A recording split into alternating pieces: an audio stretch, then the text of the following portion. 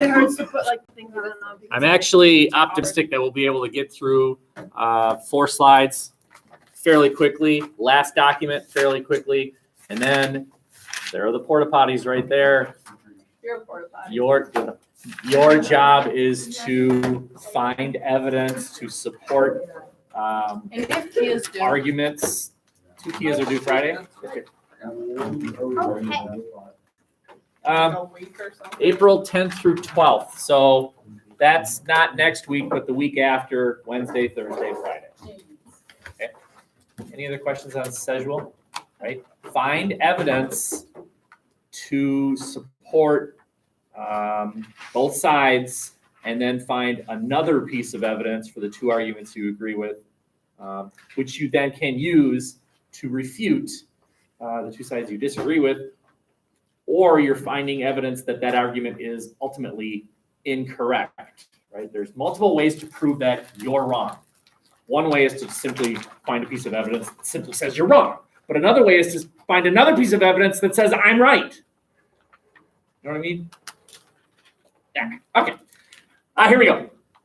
We talked about this before, but what we're doing, what I started talking about yesterday was efforts by white America to stem the scary tide, the scary world that's out there. And so the KKK rises in popularity at this time, 1920s. And we looked at, yesterday we looked at a couple other things that ultimately, the U.S. didn't even join the League of Nations. The world is scary. And let's continue with that theme. And this is sort of where the progressive era blends in with the belief that World War I proved to Americans that the world is a scary place. So the progressive era, as you'll recall before spring break, made an effort to say, America is not quite perfect, let's fix it. And what makes America not quite perfect, in progressive eyes, was bad influences, right? The Irish and the German, and they're bringing their alcohol. Yeah. And so let's fix it. And this is the result of that effort. One of the results of that effort was to limit immigration. So you've got the Emergency Quota Act, and you can see the result of that law. So what you're looking at is a graph which shows levels of immigration from early 1820s. And this shouldn't surprise you that early on, immigration patterns to America were mostly from WASP nations, North and Western European nations. Your Britons, your France, your Norwegian nations, your Scandinavian nations, right? And the descendants of these people are the nativists, right? The descendants of the original, not the original, the original European immigrants consider themselves to be the nativists. So look at this spike of Southern and Eastern Europeans. Here are your Catholics, your Irish doesn't quite fit that, but Italians, your Eastern Europeans, your Slavic peoples, your Russians, and the Northern and Western European descendants, your WASPs, your nativists, don't like this. They don't like this. So they pass a series of laws. The first one's 1921, the dramatic effect of that law, followed by a sequel 3 years later, another law, basically the same thing. Here's another way of looking at it. So red is Northern and Western European immigration. Early on, dominating, not so dominating, not dominating at all. And then the law's passed. This law's passed back to the way it should be in nativist eyes, right? Blue is your Catholics and your Eastern Europeans and your gross people in the eyes of the nativists. And here's the good old days. Oh no! Must pass law. Okay. So the original law, I tried to explain this, and I'm not sure I did this very well, but the original law said that what we're going to do is we're going to look at the American population in some year. I don't know what that year is. I don't know. I'll just make it up. 1890. How's that? Let's look at the American population in 1890. Let's see, right here. Okay. Who's here? Well, mostly northern and Western European immigrants are here. A few Southern and Eastern European, and then these other people are Asian, etc. Well, 3% of the number of immigrants that were allowed to come in 1890 are allowed to come now. And that favors Northern and Western European immigrants, right? 3 years later, they changed it to 2%. That still favors the population pattern. And again, I made this year up. I don't know if it was 1890, but it was something like that. Maybe do a little bit of investigating and find out what year that was, right? It obviously favors immigrants from Northern and Western European areas, the white people, the WASPs, right? Any questions there? Trying to think, how would this fit in with your Blue Book essay at all?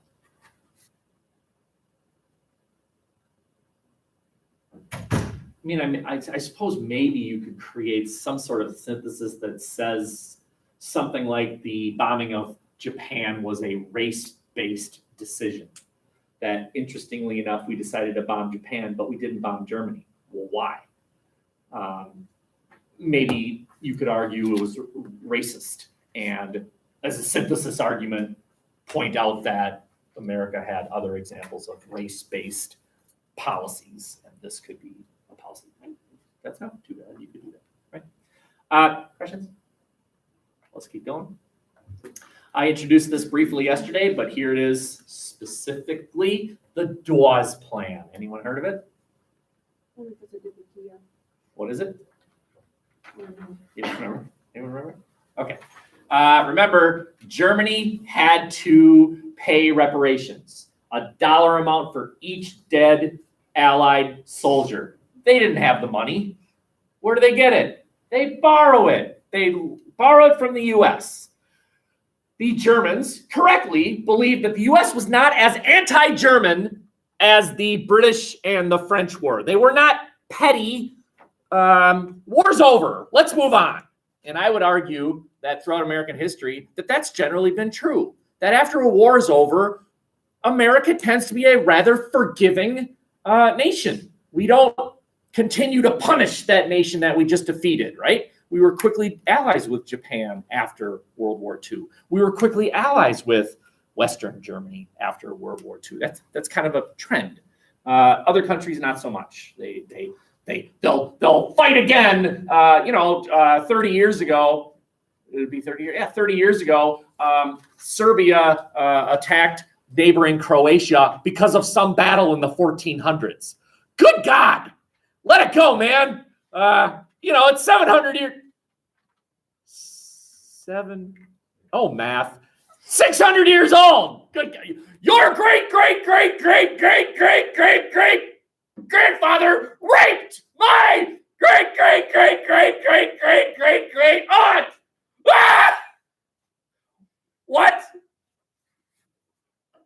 All right. So Germany borrows money from the U.S. Germany then paid the reparations to Britain and France. Britain and France then took that money and paid the U.S. because the British and the French were heavily indebted to the U.S. because of World War I. So money goes up and it comes right back. And you might think this makes no sense at all, but it does. It does make sense. This is how banks work. So now banks lend you the money and then you pay back the bank money, but with interest. Right?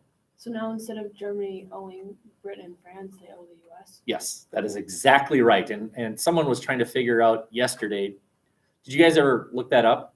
When did the Germans finally pay off this debt? I believe it was during the Obama administration. Like just a few years ago, Germany finally wiped off the books their World War I debt. So they're in great shape. Nothing's happened between then and now. Okay. The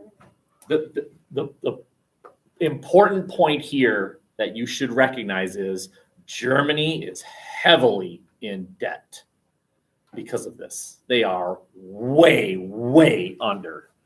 And the British and the French, in German eyes, the British and the French have taken away Germany's ability to recover. You make us go in debt, and then you took away the land that France was awarded, German land, because of the Treaty of Versailles. Very productive land, Alsace-Lorraine. You took away the very land that we maybe even could have used to economically recover. And the Germans do not forget, right? That they're going to remember this in just a couple of years, right? Okay, questions? You're looking at a cause of World War II, if you haven't figured it out. This is a cause of World War II. 2010. Okay, very good. Thank you. Okay, we are violently shifting. Although I would argue here's another cause of World War II. The Great Depression. Right? The Great Depression. As a matter of fact, this isn't so violent a shift. Germany is borrowing money from the U.S. Well, if the U.S. economy tanks, the Americans will not be able to loan Germany money anymore. So the American economy tanking will lead to the German economy really tanking. And it's interesting to compare how the US solved that problem versus how Germany solved that problem. Both countries had a problem. Both countries dealt with that problem kind of differently. And I think you'll recognize what I'm talking about here. This is the stock market. So how many of you own stocks? I bet you do, actually. I bet more of you own stocks than you think. Do any of you own, any of your parents plan on helping you pay for college with a college payment account? It's likely that some of you have parents that have what's called a 529. Does that ring a bell? When you go home tonight, have you had this discussion with mom and dad? Hey, mom, dad, how am I paying for college? That might be an important conversation, right? Especially you. Military, right? What? No. I thought you were thinking about military. No, I was thinking about it, but I'm just gonna take a bunch of loans. A bunch of loans. Very good. Okay. For the rest of yous, I think I'm talking to future college students, right? The fact that you're here, if college is not in your future, why are you taking this class? Maybe you just like me. That's great. But how are you paying for college? And a lot of parents, I think, at least I am. I'm about to have 2 kids in college. I don't have that money. I can't afford college. But we started saving very early. What's called a 529. It's stocks. It's stocks. It's risky because what if the value of the stocks goes down? Yes. Are you technically a professor at the U of M? Oh, thank you. Yes. So like you did this, but like how much of your that knowledge can you make with this? A year. Okay. 1 year. That's all I could do. The rest of it is grants and loans. Because like my grandma did that because like she was like 1 year.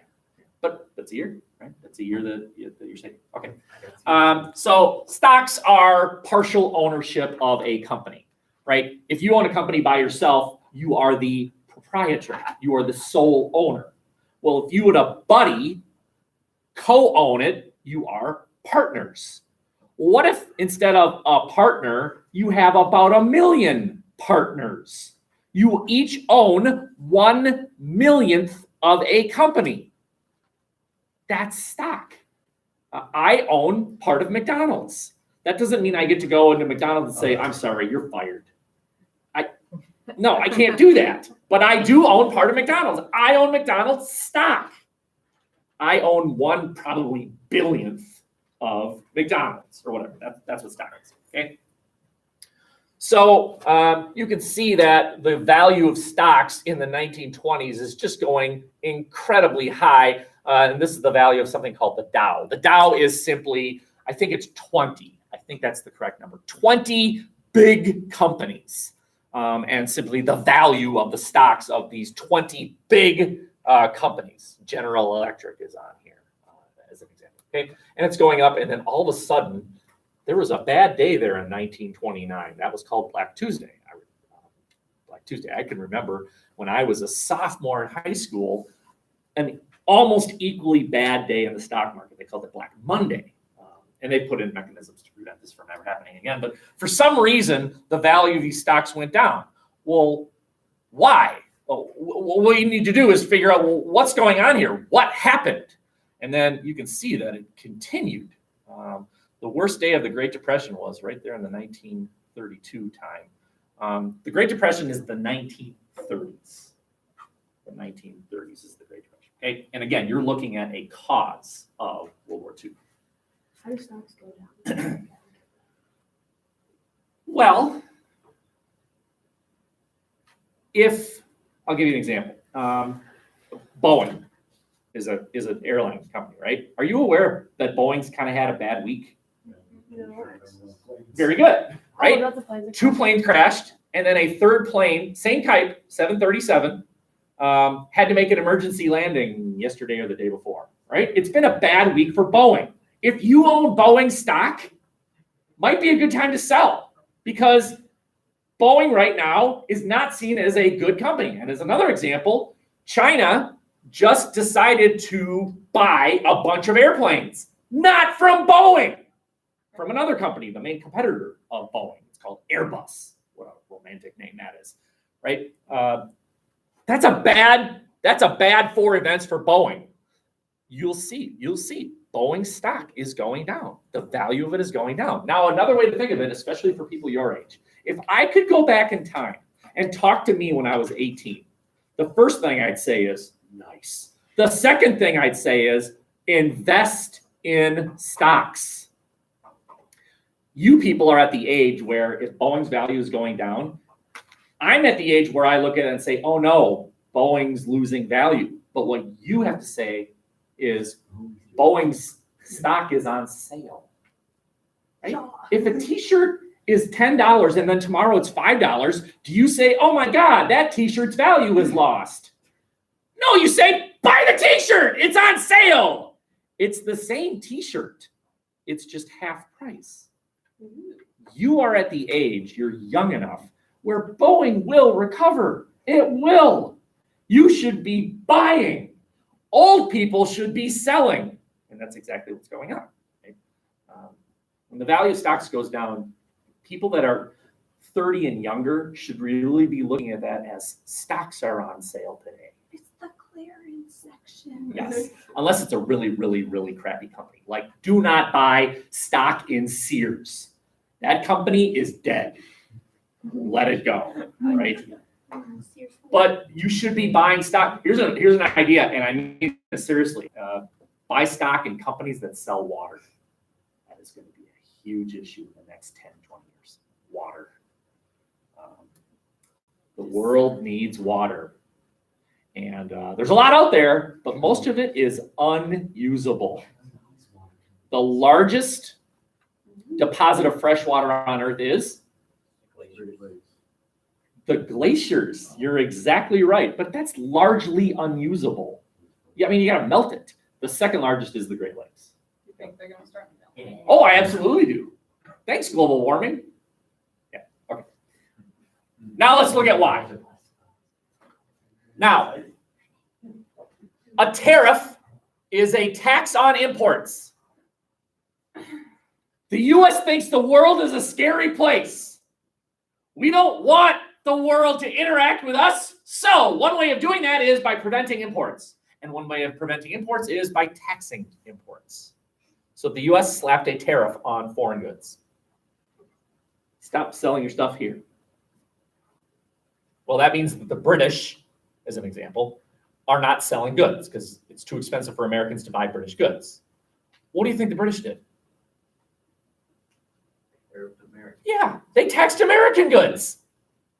You're going to tax our stuff? We'll tax your stuff. It's exactly what's going on right now between the U.S. and China. The U.S. is taxing Chinese goods. The Chinese have responded by taxing American goods. Now, so far, it hasn't had the negative economic effect today that economists thought it would. And there are reasons. Some economists say, well, the tax cuts that just were put into place about a year ago have given Americans more money, so they haven't felt the negative effects yet, but they will.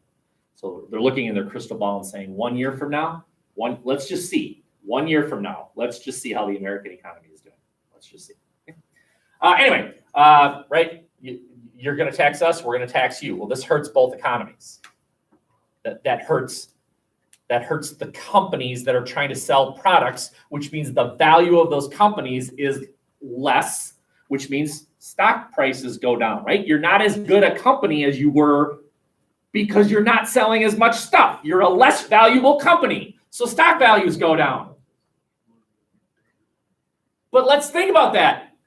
If a company's value is less, when that company goes to a bank and says, hey, can we borrow $10 million to build a new factory?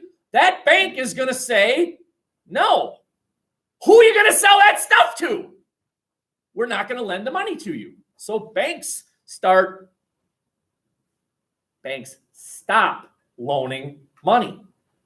But when banks stop loaning money, companies stop borrowing money. And when companies stop borrowing money and banks stop loaning money, banks go out of business. The business of banks is to lend money and then make it by collecting interest. Well, they're not doing that. So banks start to close. Now follow this logic. If banks start to close, who's loaning Germany money? It isn't U.S. banks anymore. They're closing. Well, because banks are closing, which means factories aren't borrowing, factories start firing people. Those people now do not have income to buy things. So they stop buying things, which means factories have to stop making so many things. No one's buying them, which means they fire more people. Now you have even fewer people buying things. So factories have to fire more people. How do you get out of this?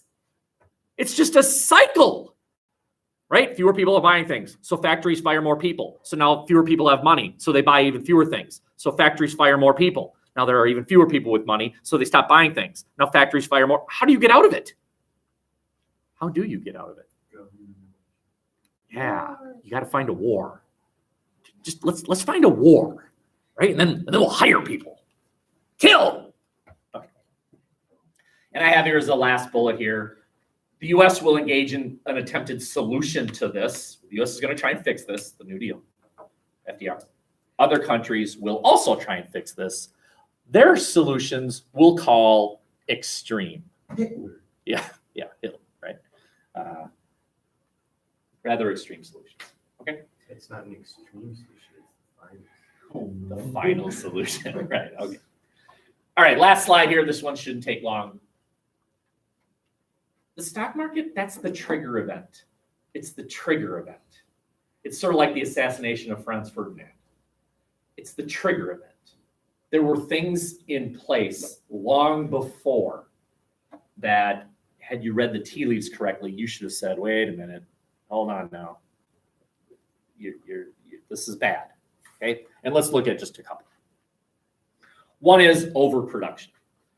The U.S., I know this sounds weird. One of the worst things that could have happened to the American economy was World War I ending. Man, those Europeans were killing each other, and who fed them? We did. We fed Europe.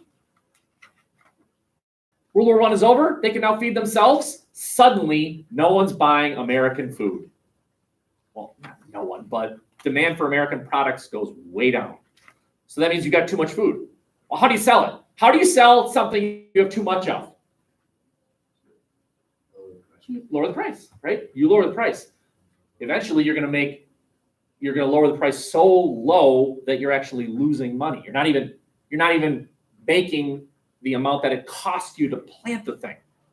And so the end of World War I hurt American farmers.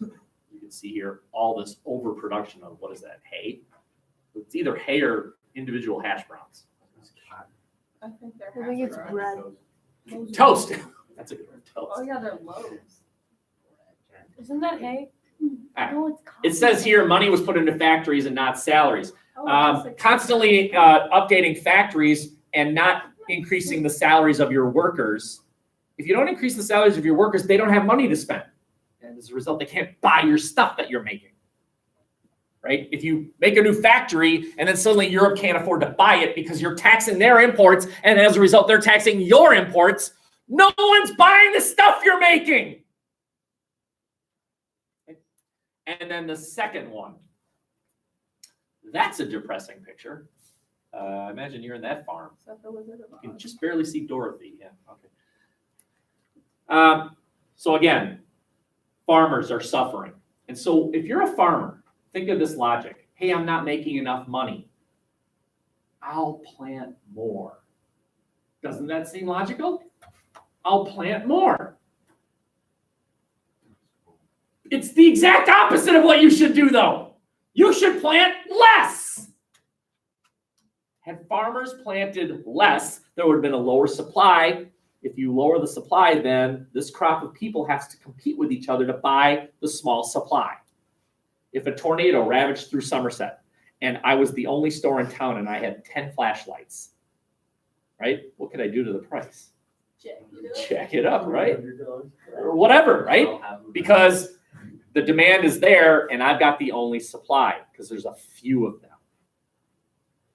But this is perfectly logical. Farmers were thinking, I need to make more money, I'll plant more crops. But what they did was they oversupplied. Okay, when you oversupply crops, you're depleting the soil, right? You're harming the soil. You're not letting it recoup.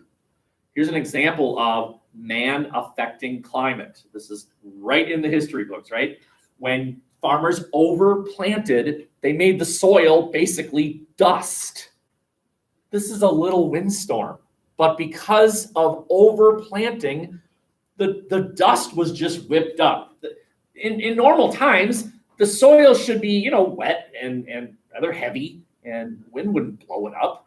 But because of overplanting at this time, when I was your age, I always thought, what are the chances that the Depression happened at the same time as really bad storms? Right? What an awful coincidence. God. No, one caused the other. Of course they happened at the same time. Right? This caused this. It wasn't a coinky-dink. It was causal, not coincidental. Okay? These farmers lost their farms and they became, come on, what? Very poor. And as a result, haven't you seen these pictures of them, putting all their belongings in kind of a knapsack and throwing it over the thing and then hopping on a train? Hobos, right? Hobos. Throughout the Oklahoma, didn't you read Grapes of Wrath? No. Have you not read Grapes of Wrath? No. Oh I my don't God, like grapes. awful book, boring. Read his other book, Animal Farm, much better. Grapes of Wrath is boring, but it's important because it's fairly accurate. Uncle Tom's Cabin is an awful book. Sorry, it is an awful book, but it's an important book. I bet I've read worse. Grapes of Wrath, I just couldn't. It's boring, but it's important because it tells the story of an Oklahoma family that loses their farm and they move to California where they're trying to become workers. Right? Winesburg, Ohio. That's. Winesboro, Ohio. You didn't like Winesburg, Ohio? No. You have to treat it as a novel, not a series of short stories. It's Well, one story. We didn't get that opportunity. The person who She taught didn't it, even understand the book. Yeah. we were helping her. Let's turn this off. It's They were nobody's. awesome. That's good. Okay. She student taught for Catholic last year. I have no memory. Blonde. Let's attack last document. The last document. You should give Winesburg, Ohio another chance though. No. No. Never. We had students like their parents like went to her and told her like we don't want our kids reading this. This is like not good or something. And she was like, so we're just gonna watch a video instead of reading it today. And the video was like 10 times worse. Oh yeah. Yeah. Yeah. I forgot about that. I blocked it out of my memory. Feel bad for her. I Okay. forgot everything we did. Document 7. Who had it? Done it. I actually forgot everything we did in that class. Document 7. Lol. We took English last year. Document 7? I remember our how-to All right. Well, let's all attack document 7 then. Who is our speaker? Who? Doug. Douglas MacArthur. Have we heard of Douglas MacArthur? No. Very good. He was the top dog in the war against Japan. This would be the guy that would seem to have an opinion that has credibility. I mean, this is the guy. He answers to FDR and later on Truman. That's it. That's who he answers to. Let's see what he has to say. I see no military justification for the dropping of the bomb. This is the commander of the American military in the Pacific saying it was dumb. Then who physically dropped the bomb? Like who, like physically? I don't know, some pilots on the plane. Weren't they like But who scared told they were them to gonna do it? die? Truman, the president. Oh, Weren't they like? Let's keep going. No, they did not die. But weren't they like? Wasn't there a good chance that they were gonna? Oh, sure. because the bomb. Okay, was so let's keep big. going. The war might have ended weeks earlier if the United States had agreed, as it later did anyway, to the retention of the institution of the emperor. I mean, there it is. Institution of the emperor. Why was the United States wrong in dropping the bomb? They wanted to keep their emperor. I Did don't he know. die? He was gone. They didn't. No, that's not true. Well, I mean, they lost. How do you have respect for an emperor who surrendered in a culture of no? Oh, I see. I see. But he lived. He lived, but he didn't have power. I would say he had ceremonial power. Okay. Yeah. Okay. It's like the emperors of the past. The The emperor's. I would say the argument here is the same as part of the previous document, that the fact that they were ready to surrender made the dropping of the bomb unnecessary. Again, the logic here, surrender unconditionally, and the Japanese had one condition, and we refused. Drop the bomb. Now surrender unconditionally. Can we just have this one condition? No. Drop the second bomb. Now do you surrender? Can we have one condition? All right. What? Why didn't you just say all right 4 days ago? They wanted to. Maybe. Okay. That means we've attacked all 7 documents. Now, this is especially meant for some of us who can't seem to remember what I'm about to say. Do not quote from these 7 documents. Don't quote. Do not quote from these documents. Don't quote from these Wait, documents. were we supposed to do that on paper? Yes, you quote from the paper, I was not the blue book essays. Okay. I invite you No, I was like, to that's why I got 15. look at the other side. These are simply questions to think about as far as was the U.S. justified. There's no answers here. There's just these questions. Why didn't we blockade them? Maybe there's a reason we didn't blockade them, right? Et cetera, et cetera, et cetera. Okay, you got about 20 minutes now. There are the computers. I'm right here. It's really up to you. How do you want to use this time? Right? You've got 2 Kias due Friday. No political power. So, Okay, well, let's have this discussion if you want.